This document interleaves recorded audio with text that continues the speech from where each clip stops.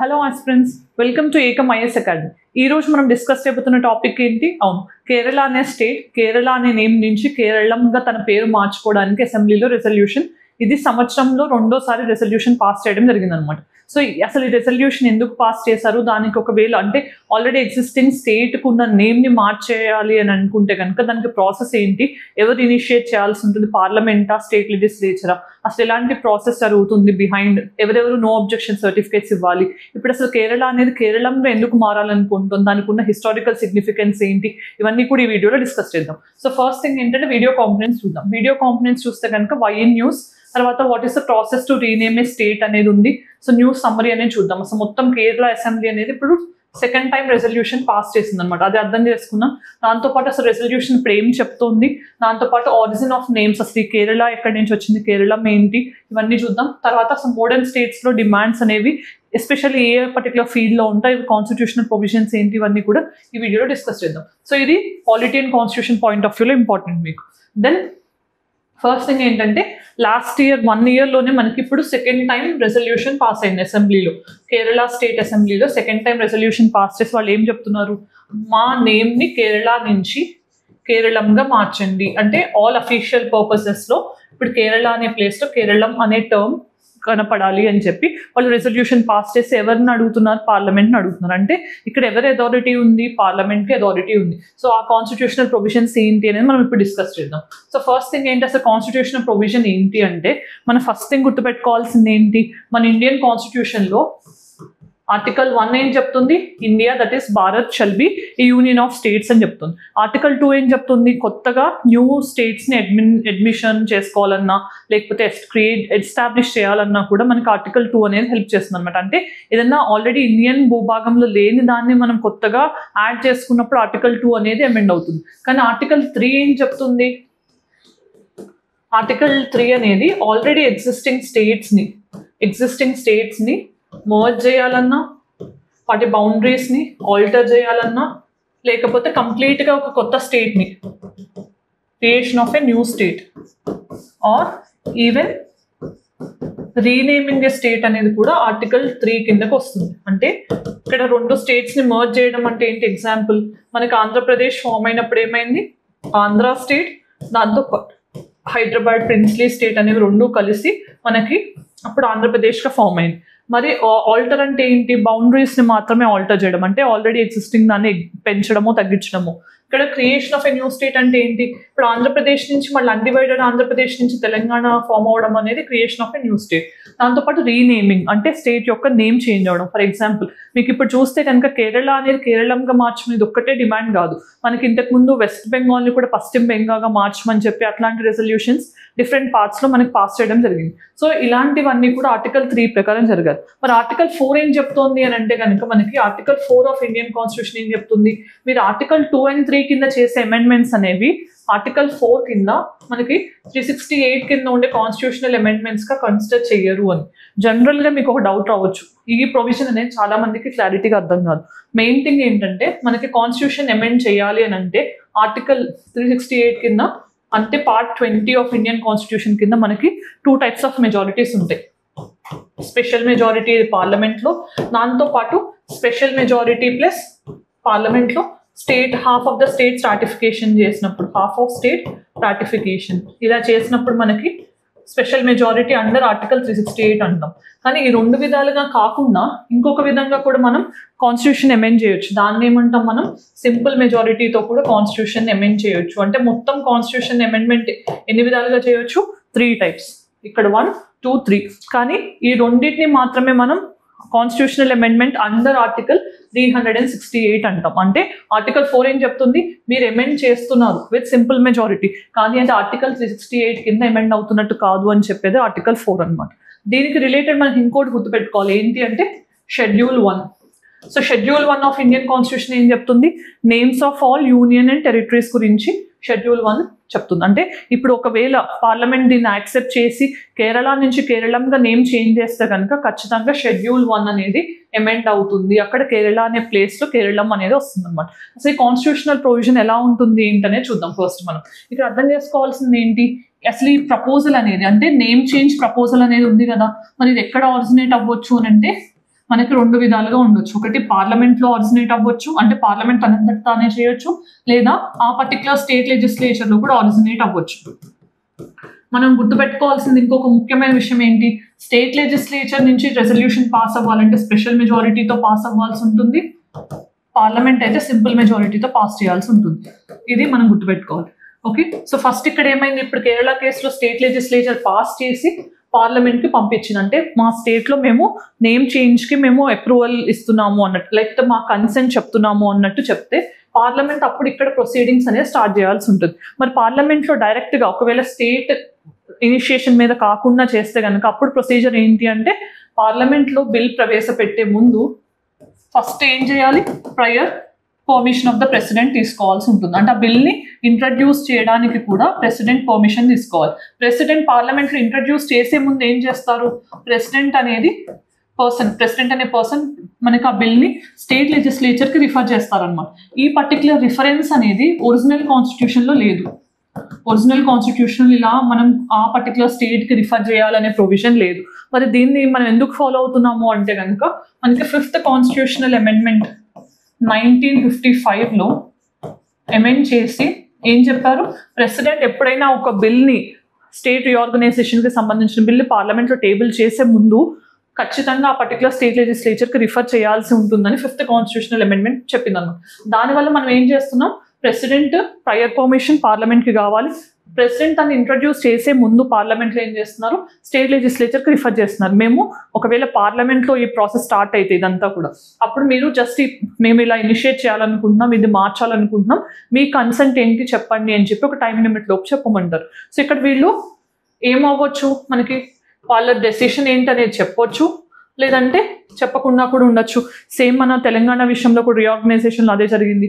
So ఇక్కడ ఏంటంటే, ఇక్కడ ఎస్ చెప్పినా నో చెప్పినా ఈ రెండు కూడా ప్రెసిడెంట్ మీద కానీ పార్లమెంట్ మీద కానీ బైండింగ్గా ఉండవు. అంటే ఇక్కడ ఖచ్చితంగా స్టేట్ తీసుకున్న డెసిషన్నే ఫాలో అవ్వాలి అనే రూల్ ఏమీ లేదు. పార్లమెంట్ కంప్లీట్లీ కొత్త డెసిషన్ తీసుకోవచ్చు, లేదంటే దాన్నే కంటిన్యూ చేయొచ్చు. సో ఇక్కడ బైండింగ్ ఆబ్లిగేషన్ అనేది పార్లమెంట్ మీద ఉండదు, ప్రెసిడెంట్ మీద ఉండదు. మరి ఇక్కడ స్టేట్ లెజిస్లేచర్ అనేది టైం పీరియడ్ తర్వాత కానీ, లేకపోతే అసలు దాని కన్సర్న్ చెప్పిన తర్వాత కానీ ఫార్వర్డ్ చేస్తే అప్పుడు ఎక్కడికి వెళ్తుంది, పార్లమెంట్కి వెళ్తుంది మళ్ళీ. ఎందుకంటే పార్లమెంట్ అనేది prior permission of the president, ఆ ప్రయర్ పర్మిషన్ కంటే ముందు ప్రెసిడెంట్ ఇది చేయాల్సి ఉంటుంది. పార్లమెంట్ ఏం చేయాలి, రెండు హౌసెస్లో కూడా డిస్కస్ చేసి ఏ మెజారిటీతో పాస్ చేయాలి, క్లియర్గా ఇక్కడ సింపుల్ మెజారిటీ మాత్రమే అవసరం పార్లమెంట్కి. సింపుల్ మెజారిటీతో పాస్ చేసి ఈ సింపుల్ మెజారిటీని ఏం చేయొచ్చు, వాళ్ళు 50% +1 ఆఫ్ ప్రెసెంట్ అండ్ ఓటింగ్ అనమాట. సో ఈ సింపుల్ మెజారిటీతో పాస్ చేస్తే అప్పుడు అది ప్రెసిడెంట్ ముందుకు వెళ్తుంది. ప్రెసిడెంట్ ఏం చేయొచ్చు, జనరల్గా అసెంట్ ఇవ్వచ్చు, విత్ హోల్డ్ చేయొచ్చు, రిజెక్ట్ చేయొచ్చు, ఇట్లాంటి ఆప్షన్స్ ఉంటాయి జనరల్గా. కానీ ఆల్రెడీ ప్రయర్ పర్మిషన్తో ఇంట్రడ్యూస్ చేశారు కాబట్టి, అంటే ఆయన ముందే కన్సెంట్ ఇచ్చారు కాబట్టి అసెంట్ అనేది ఇస్తారు మోస్ట్ ఆఫ్ ద టైమ్స్. అప్పుడు ఆ పర్టికులర్ బిల్ అనేది యాక్ట్గా మారుతుంది అనమాట. అంటే అప్పుడు ఆ నేమ్ చేంజ్ అనేది ఫోర్స్లోకి వస్తుంది. కానీ ఇక్కడ ఇంకా మనం గుర్తుపెట్టుకోవాల్సింది ఏంటి, different other particular central government departments కూడా కన్సల్ట్ అవ్వాలి. అవన్నీ ఏమేంటి అని చూస్తే కనుక, ఫస్ట్ అసలు ఈ హోమ్ మినిస్ట్రీ అనేది రీఆర్గనైజేషన్ అనే కాన్సెప్టే హోమ్ మినిస్ట్రీ పరిధిలోకి వస్తుంది అనమాట, మినిస్ట్రీ ఆఫ్ హోమ్ అఫైర్స్. మరి ఎలాంటి సెంట్రల్ గవర్నమెంట్ డిపార్ట్మెంట్స్ అనేవి కన్సల్ట్ అవ్వాల్సి ఉంటుంది అని అంటే కనుక, మినిస్ట్రీ ఆఫ్ రైల్వేస్, తర్వాత పోస్టల్ డిపార్ట్మెంట్ కానీ, తర్వాత సర్వే ఆఫ్ ఇండియా, ఇది ఓల్డెస్ట్ సైంటిఫిక్ ఆర్గనైజేషన్ 1700s ఇది ఎస్టాబ్లిష్ చేయడం జరిగింది. దాని తర్వాత రిజిస్ట్రార్ జనరల్ ఆఫ్ ఇండియా. ఎక్కడైతే మనకి నేమ్ చేంజ్ వల్ల మనం అన్ని మార్చాల్సి ఉంటుందో వీళ్ళందరినీ కన్సల్ట్ చేసి అప్పుడు ఏం చేస్తారు, వీళ్ళందరి దగ్గర నుంచి నో అబ్జెక్షన్ సర్టిఫికేట్స్ తీసుకోవాల్సి ఉంటుంది. ఈ నో అబ్జెక్షన్ సర్టిఫికేట్స్ MHAకి వస్తేనే అప్పుడు వీళ్ళు ఆ ప్రాసెస్ని ఫైనల్గా కంప్లీట్ చేయగలరు. ఎందుకు అంటే మనం రైల్వే స్టేషన్స్ నేమ్ చేంజ్ చేయాలి, తర్వాత పోస్టల్ డిపార్ట్మెంట్ కూడా చేంజ్ చేసుకోవాల్సి ఉంటుంది. సర్వే ఆఫ్ ఇండియా అంటే మెయిన్గా మనకి మ్యాప్స్, తర్వాత రిజిస్ట్రేషన్స్కి సంబంధించి registrar general of India. Okay, consensus విషయంలో కానీ మనకి డేటా కనెక్షన్ విషయంలో వీటన్నిటిలో కూడా registrar general of India main important role play చేస్తారు. కాబట్టి వీళ్ళందరి దగ్గర నుంచి నో అబ్జెక్షన్ సర్టిఫికేట్స్ తెచ్చుకోవాల్సి ఉంటుంది. దాంతోపాటు ఇంటెలిజెన్స్ బ్యూరోని కూడా కన్సల్ట్ చేస్తారు. ఆ నేమ్ మార్చడం వల్ల ఎటువంటి థ్రెట్ లేకుండా చూసుకోవాలి. సో ఇవన్నీ కూడా. తర్వాత కాన్స్టిట్యూషనల్ ప్రొవిజన్స్ చూసాం కదా, అంటే ఆర్టికల్ 3 కింద ఈ ప్రాసెస్ అంతా జరుగుతుంది. దెన్ అసలు ఈ ప్రొసీజర్ అనేది చూసాం మనం ఆల్రెడీ. సో ఇప్పుడు అదర్ ఇన్స్టిట్యూషన్స్ ఇన్వాల్వ్ ఏంటనేది కూడా నేను మీకు ఎక్స్ప్లెయిన్ చేశాను. దాని తర్వాత మనం అర్థం చేసుకోవాల్సింది అంటే అసలు ఈ రెజల్యూషన్ ఇప్పుడు ఏం చెప్తోంది. కేరళలో సెకండ్ టైం పాస్ చేసిన రెజల్యూషన్ అంటే కేరళ అనే నేమ్ని కేరళంగా మార్చమని చెప్తోంది అనమాట రెజల్యూషన్. దీనికి వాళ్ళు చెప్పిన రీజన్ ఏంటి, ఈ కేరళ అనే నేమ్ ఇంగ్లీష్లో ఉంది, కానీ యాక్చువల్గా వాళ్ళు ఫాలో చేసే లాంగ్వేజ్ అయితే మలయాళం ఉందో, ఈ మలయాళంలో ఇది కేరళం అనేది ప్రాపర్ టర్మ్ అనమాట. సో దానిని చేంజ్ చేయమని చెప్తున్నారు. సో ఇక్కడ మీకు ఒక క్వశ్చన్, మన ఇండియాలో ఎన్ని క్లాసికల్ లాంగ్వేజెస్ ఉన్నాయి, ఆ క్లాసికల్ లాంగ్వేజెస్లో కేరళ నుంచి ఏదైనా లాంగ్వేజ్ ఉందా లేదా అనేది ఆన్సర్ చేయండి. దాంతోపాటు ఇండియాలో ఎన్ని క్లాసికల్ డాన్సెస్ ఉన్నాయి అండ్ కేరళ నుంచి ఉన్న క్లాసికల్ డాన్సెస్, ఈ రెండు కూడా మీకు తెలిస్తే ఆన్సర్ కామెంట్ సెక్షన్లో చెప్పండి. దెన్ ఇక్కడ రెజల్యూషన్ చేంజ్ చేయమని చెప్తుంది అనమాట. దెన్ మనం అర్థం చేసుకోవాల్సింది ఏంటి, అసలు origin of term Kerala. Keralam అనే టర్మ్ ఎందుకు వచ్చింది అని అంటే కనుక ఏన్షియంట్ టైమ్స్లో మనకి కేరళం అనే వర్డ్కి ఆరిజిన్స్ చూస్తే కనుక అది చేరం అనే వర్డ్ నుంచి వచ్చిందని హిస్టారికల్ సోర్సెస్ చెప్తున్నాయి. చేరం అంటే ఏంటి, టు జాయిన్ అని, అంటే 2-3 కలిసిన చోట్ల మనం కేరళ లాంగ్వేజ్లో మలయాళం లాంగ్వేజ్లో చేరం అని అంటాం అనమాట. మీకు తెలిసిందే మనకి సదర్న్ ఇండియాలో డీప్ సౌత్లో మనకి చోళ చేర పాండ్యాస్ ఉన్నారు కదా డీప్ సౌత్లో. సో చేరాస్ ఎవరైతే ఉన్నారో వాళ్ళని కేరళ పుత్రాస్ అని కూడా అంటాం అనమాట. సో ఇది ఎక్కడ ఉంది, కేరళ పుత్రాస్ అనే టర్మ్ మెన్షన్ అయి ఉంది అని అంటే కనుక అశోకన్ రాక్ ఎడిక్ట్ 2లో ఉంది. సో రాక్ ఎడిక్ట్ 2లో ఉంది. ఇది ఆల్మోస్ట్గా మనకి 257 BC నుంచి ఈ రిఫరెన్స్ అనేది ఉంది. అంటే కేరళ వాళ్ళని కేరళ పుత్రాస్ చేరపుత్రాస్గా పిలుస్తారు అనే మెన్షన్ అక్కడి నుంచి ఉంది మనకి. దెన్ మనం అర్థం చేసుకోవాల్సింది ఏంటి, అసలు కేరళ అనేది 1947కి ముందు ఎలా ఉంది, తర్వాత ఎలా మారింది అని అంటే అప్పుడు మనకి ట్రావెన్కోర్ కానీ మలబార్ కానీ తర్వాత కొచ్చిన్ ఇలాంటి ప్రిన్స్లీ స్టేట్స్ అనేవి ఉన్నాయి. సో 1947 తర్వాత ఏమైంది, మనకి ఇంటిగ్రేషన్ ఆఫ్ ప్రిన్స్లీ స్టేట్స్ అనేది జరిగింది. So integration of princely states జరిగినప్పుడు మనం గుర్తుపెట్టుకోవాల్సింది ఏంటి, అప్పుడు ఆల్మోస్ట్గా అన్ని స్టేట్స్ని మనం ఇంటిగ్రేట్ చేసినప్పుడు ఈ ట్రావెన్కోర్ అండ్ కొచ్చిన్ కూడా కలిసిపోవడంతో కొచ్చిన్ ఓకే ఈ 2 ప్రిన్స్లీ స్టేట్స్ కలవడంతో అప్పుడు స్టేట్ రీఆర్గనైజేషన్ కమిషన్ ఎవరైతే హెడ్ చేశారంటే దీనికి ఫజల్ అలీ కమిషన్ అనేది SRC కింద ఏం చెప్పింది అంటే దీన్ని మోడర్న్ స్టేట్ ఆఫ్ కేరళగా మార్చమని చెప్పింది. మరి కేరళ అనేది ఎప్పటి నుంచి ఫోర్స్లోకి వచ్చింది అని అంటే అగైన్ 1 November 1956 నుంచి ఉంది. కానీ ఇప్పటికీ కూడా వాళ్ళు ఇంగ్లీష్లో అయితే కేరళ అని మెన్షన్ చేస్తున్నారు అఫీషియల్లీ, మలయాళంలో అయితే కేరళం అని రాస్తున్నారు. కానీ ఇప్పుడు ఆ ఇంగ్లీష్ నేమ్ని కూడా రీప్లేస్ చేసి కేరళ బదులు కేరళంగా మెన్షన్ చేయమని చెప్పి స్టేట్ అసెంబ్లీ రెజల్యూషన్ పాస్ చేయడం జరిగింది. ఇదంతా కూడా బ్రీఫ్ హిస్టరీ. మరి కేరళకు వచ్చేసరికి మనకి ఇంపార్టెంట్ ఫీచర్స్, జాగ్రఫికల్ ఫీచర్స్ ఏం గుర్తుండాలి అని అంటే కనుక మనకి ఇక్కడ వెస్టర్న్ ఘాట్స్ అనేవి పాస్ అవుతున్నాయి, మోస్ట్ ఇంపార్టెంట్ కేరళలో. దాంతోపాటు కేరళ అనగానే దేనికి గుర్తొస్తుంది మనకి, గాడ్స్ ఓన్ కంట్రీ అని కూడా అంటాం. నేచర్ బ్యూటీ కానీ బ్యాక్ వాటర్స్ అనేవి ఉంటాయి. సో మనకి కేరళలో లార్జెస్ట్ లేక్ ఏంటి అని చూస్తే కనుక వెంబనాడ్ లేక్. దాని తర్వాత మనకి అష్టముడి లేక్ అనేది. సో ఇవన్నీ కూడా రామ్సార్ వెట్లాండ్స్గా కూడా రికగ్నైజ్ చేయబడ్డాయి. తర్వాత మనకి ఇంపార్టెంట్ రిజర్వ్స్ చూస్తే కనుక మనకి పెరియార్ టైగర్ రిజర్వ్ కానీ, ఎక్కడైతే మనకి శబరిమల టెంపుల్ ఉందో ఇలాంటివన్నీ కూడా సిగ్నిఫికెంట్లీ ఇంపార్టెంట్ అనమాట. శబరిమల సో కేరళలోనే మనకి ఫస్ట్ సౌత్ వెస్ట్ మాన్సూన్ అనేది ఫస్ట్ హిట్ చేస్తుంది స్టేట్లో, మొత్తం కంట్రీలో.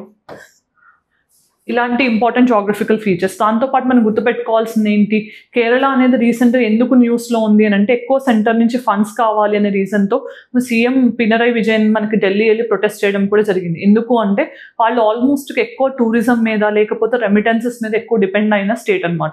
సో టూరిజం అనేది main source of revenue. At the same time ఎక్కువ కేరళైట్స్ ఆల్రెడీ ఎడ్యుకేషన్ సెక్టర్లో మేము తెలిస్తే అన్ని స్టేట్స్లో కూడా ఎక్కువ లిటరసీ కలిగి ఉన్న స్టేట్ కేరళ అనమాట. అందుకని వాళ్ళు చదువుకుని ప్లస్ డెవలప్డ్ కంట్రీస్లో లేకపోతే వెస్ట్రన్ కంట్రీస్లో ఎక్కువ సెటిల్ అయ్యి అక్కడి నుంచి రెమిటెన్సెస్ పంపిస్తున్నారు. ఆ రెమిటెన్సెస్ అనేవి కూడా చాలా significant contribution to economic GDP of the state అనేది కూడా మనం చెప్పొచ్చు అనమాట. ఇక్కడ మనం గుర్తుపెట్టుకోవాల్సింది ఏంటి, కోవిడ్ టైమ్స్ వల్ల కానీ లేకపోతే తర్వాత టూరిజం డిక్లైన్ అయినప్పుడు కేరళ అనేది రీసెంట్గా ఆర్థికంగా ఇబ్బంది పడుతుంది. కాబట్టి మాకు సెంటర్ నుంచి వచ్చే షేర్ అనేది తగ్గుతోంది, మేము పే చేసేది ఎక్కువ ఉంది అని చెప్పి ప్రొటెస్ట్ చేయడం కూడా మనం చూసాం. ఇదంతా కేరళ నుంచి కేరళంగా మారడానికి కావాల్సిన ప్రొసీజర్ ఏంటి, ఎటువంటి సర్టిఫికేట్స్ తీసుకోవాలి, ప్రొసీజర్ ఎలా జరుగుతుంది, అసలు కేరళ అనే టర్మ్ ఎలా ఒరిజినేట్ అయింది, కేరళం అంటే ఏంటి, ఇవన్నీ కూడా మనం ఈ వీడియోలో డిస్కస్ చేసాం. సో ఇప్పుడు ప్రాక్టీస్ క్వశ్చన్ ఏంటనే చూద్దాం.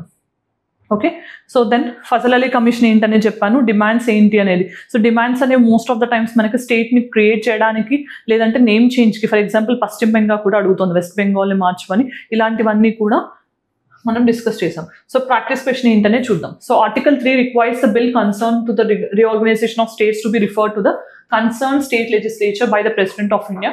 What is the time frame with in which the state legislature has to express it's views. అంటే ప్రెసిడెంట్ ఎప్పుడైతే బిల్ని రిఫర్ చేస్తారో స్టేట్ లెజిస్లేచర్ ఎంత టైం లోపల తన కన్సెంట్ కానీ తన ఒపీనియన్ ఎక్స్ప్రెస్ చేయాల్సి ఉంటుంది అనేది క్వశ్చన్ అడిగారు. సో దానికి ఆన్సర్ తెలిస్తే కామెంట్ సెక్షన్లో చెప్పండి. Then mains question చూద్దాం. Discuss the constitutional provisions related to the reorganization of states in India.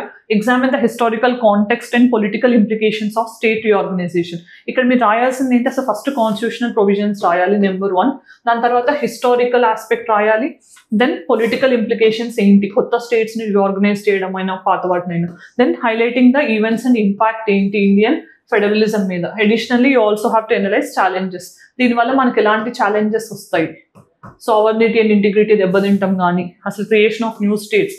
అందుకని మన పార్లమెంట్ని ఏమంటారు, parliament has the authority to create indestructible states. అంటే మనం అమెరికన్ కాన్స్టిట్యూషన్ ప్రకారం అయితే కనుక స్టేట్స్ని మార్చడం కుదరదు, పార్లమెంట్ కానీ సావరెన్ లెజిస్లేచర్కి కానీ. కానీ ఇండియాలో ఏంటి, parliament can destroy the states and their existence కూడా. అది మనకి ఇండియన్ పార్లమెంట్కి ఉన్న పవర్స్ అనమాట. సో ఇవన్నీ కూడా మనం స్టేట్ రీఆర్గనైజేషన్కి సంబంధించిన కాన్స్టిట్యూషనల్ ప్రొవిజన్స్, నార్మల్గా ప్రొసీజర్ ఎలా జరుగుతుంది, దాంతోపాటు కేరళ హిస్టరీ ఏంటి, జాగ్రఫికల్ ఫీచర్స్ ఏంటి అనేది ఈ వీడియోలో డిస్కస్ చేయడం జరిగింది.